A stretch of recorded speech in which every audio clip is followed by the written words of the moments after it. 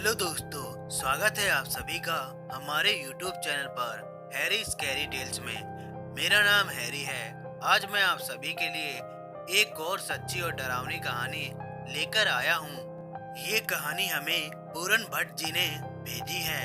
अब मैं कहानी आप लोगों को पूरन भट्ट जी के पॉइंट ऑफ व्यू से सुनाऊंगा। तो चलिए दोस्तों, कहानी शुरू करते हैं। हमेशा की तरह विक्रम किसी असंतुष्ट आत्मा की मुक्ति के लिए घर से बाहर था। न जाने कब वो इन परलौकिक शक्तियों की दुनिया में इतनी रुचि लेने लगा कि उसने इसे ही अपना फैशन बना लिया। उसका काम ही हो गया था आत्मा, शैतानों और बुरी ताकतों से उलझना। उसने अब तक सैकड़ों भटकती आत्माओं को मुक्ति दिलाई थी। विक्रम और केतकी एक दूसरे से बहुत प्यार करते थे। उनकी एक प्यारी सी बच्ची भी थी, पीहू। केतकी पेशे से एक वकील थी, लेकिन परलौकिक शक्तियों को समझने को उसके जुनून ने एक दुर्घटना में उसकी जान ले ली। मिस्टर विक्रम, हाँ जी बोल रहा हूँ। उस एक कॉल ने विक्रम की जिंदगी बदल दी। वो मौके पर पहुंचा एक बंगला था जो किसी रूह से स्थापित था। वहां पहुंचते ही विक्रम विचलित सा हो गया। उसके साथ उसका सहयोगी और उसका दोस्त शेखर भी था। पहली बार उसने किसी हॉन्टेड जगह पर विक्रम को घबराते देखा था। वहां आते ही विक्रम अजीब सा बर्ताव करने लगा। वो अक्सर रातों को डर जाता, कभी कभी चिल्लाने लगता, कभी खुद से ही बातें करता। कौन सा ऐसा शैतान था जो उसे इस कदर डरा रहा था। इन्हीं परिस्थितियों में एक दिन विक्रम की लाश उसके घर पर मिली। घायल लाश, आंख बड़ी बड़ी बाहर को निकली हुई, चेहरे पर भयानक घाव, पूरे जिस्म पर खरोंचे के निशान। उफ, कितना डरावना था वो सब। दादी, मुझे डर लगता है यहाँ। डरती क्यों है मेरी बच्ची? मैं हूँ ना यहाँ तेरे पास। भूत ऊत कुछ नहीं होता मेरी गुड़िया। विक्रम की माँ पीहू को सुलाने की कोशिश करने लगी। वो कभी नहीं चाहती थी कि जिन अनजान सायों ने उनके बेटे बहू को खा लिया, पीहू उनके बारे में एक पल भी सोचे। विक्रम की मौत के बाद दादी शेखर के साथ रहने एक पहाड़ी शहर में आ गई थी। शेखर कहीं न कहीं विक्रम की मौत का जिम्मेदार खुद को मानता था, इसलिए उसने विक्रम की माँ और बेटी की जिम्मेवारी खुद उठा ली। विक्रम की हर याद को दादी ने मिटा दिया था। उसके कपड़े, जूते, उसका हर एक सामान जिसमें भी कोई काली रूह बस सकती थी, वो सब मिटा दिया गया था। बस एक छोटी सी बेटी शेखर ने संभाल कर रखी थी, जिसमें विक्रम से जुड़ी कुछ यादें थी, जैसे उसकी पर्सनल डायरी और कुछ फोटो और कागज। शेखर उन यादों को हमेशा अपने पास संभाल कर रखना चाहता था। पीहू के पास विक्रम की याद के रूप में सिर्फ चांदी का बना एक खूबसूरत लॉकेट था, जो विक्रम ने मरते समय पहना हुआ था। पीहू को यह आंगन के पास मिला। शायद डेड बॉडी को ले जाते समय गिर गया हो। वो एक पुराने जमाने का खुलने वाला लॉकेट था, जिसके दोनों तरफ दो लोगों की फोटो लगती है। यह लॉक तो आसानी से बिना चाबी के ही हो जाता, पर खोलने के लिए एक छोटी सी चाबी लगती है। ना तो कभी वो चाबी मिली, ना ही वो लॉकेट खुला। दादी भी पीहू को लॉकेट से प्यार करते देख उसे लॉकेट से दूर ना कर पाई। शेखर अक्सर पीहू को कहानी सुनाता है, और पीहू को कहानी भी सिर्फ भूत प्रेत और आत्माओं की कहानी सुननी होती है। राजा रानी परियों की कहानी उसे बिल्कुल अच्छी नहीं लगती। आज हम आपको सुनाते हैं ब्लड मैरी की कहानी। और इस तरह मैरी मर गई। उसे शीशे में बुलाओ तो वो आती है, खौफनाक शक्ल वाली मैरी जो बहुत भयानक है। उसे बुलाना मत। मैरी का अक्स पीहू के सामने बनने लगा था। एक खतरनाक आकृति, खुले हुए बाल, आंखों से खून बहता हुआ, और छोटी सी बच्ची कांप उठी। इसलिए आज वो दादी से चिपक कर सोई है। बाहर हवा भी चलती तो वो सहम जाती। अचानक पीहू चीख पड़ी। खिड़की के बाहर एक भयानक आकृति दिखाई पड़ी। उसके बाल हवा में लहरा रहे थे, बड़े बड़े दांत। और दादी दादी दादी घबरा के उठी और लाइट ऑन की। क्या हुआ बच्ची? दादी खिड़की पर कोई खड़ा है। दादी ने खिड़की की तरफ देखा तो कोई मानो आकृति दिखती है। दादी सिर से लेकर पांव तक कांप उठी। अतीत की भयानक तस्वीर आंखों के आगे आने लगी। किसी तरह हिम्मत करके खिड़की खोली। दादी की हंसी निकल गई। एक पॉलीथीन थी जो बाहर झाड़ी पर अटक गई थी, जिससे भरम होता था कि कोई खिड़की के बाहर है। पीहू को भी अपनी बेवकूफी पर हंसी आ गई। दादी और पोती खिलखिलाने लगी। थोड़ी देर में दादी फिर से लेट गई, पर पीहू की आंख से नींद बहुत दूर थी।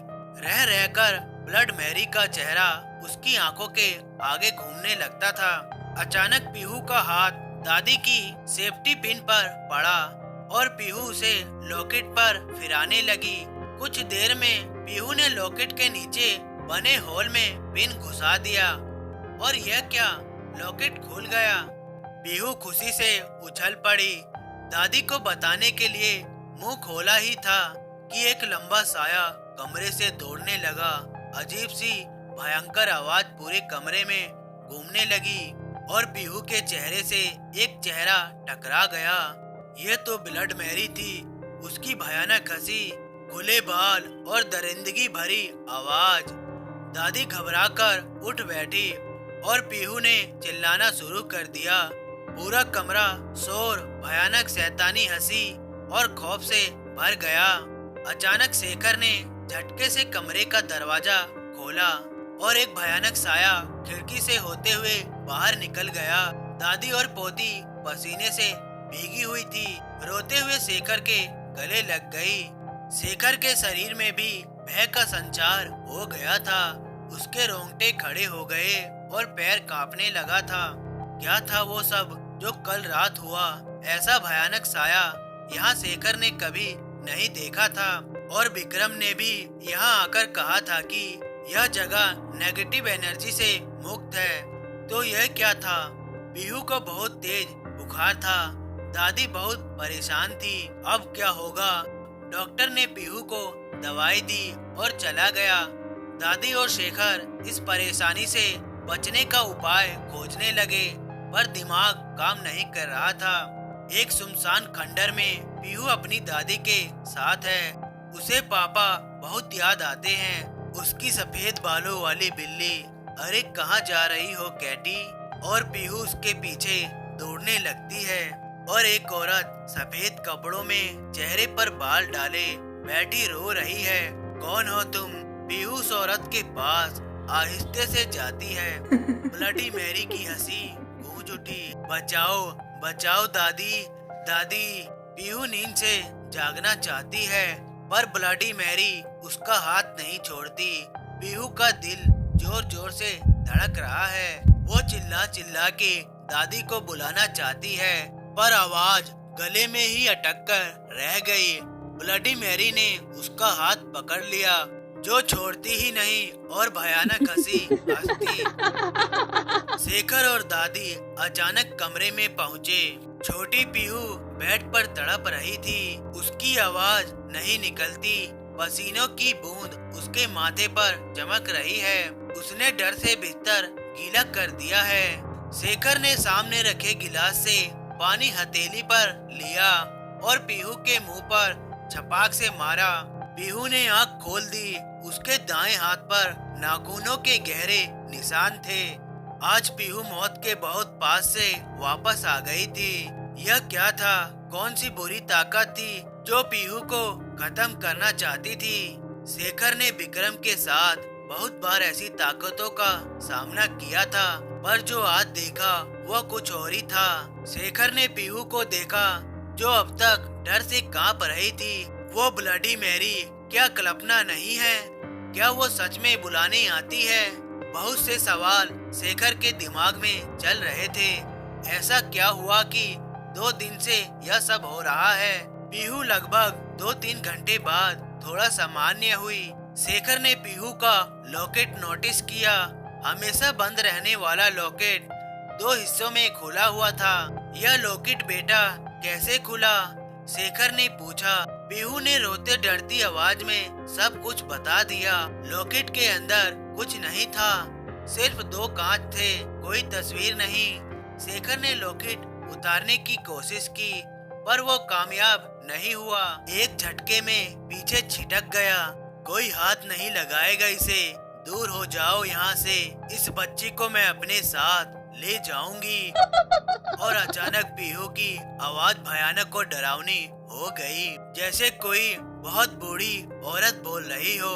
पीहू इतना बोल के बेहोश हो गई। शेखर भागता हुआ स्टोर रूम में पहुंचा। वहां से एक पुरानी पेटी खोली, जिसमें विक्रम के पुराने सामान के साथ उसकी पर्सनल डायरी भी रखी थी। शेखर ने फटाफट उसके पन्ने पलटना शुरू कर दिया। आज मैं और शेखर एक पुरानी इमारत पर पहुंचे। यहाँ कोई भयानक साया है।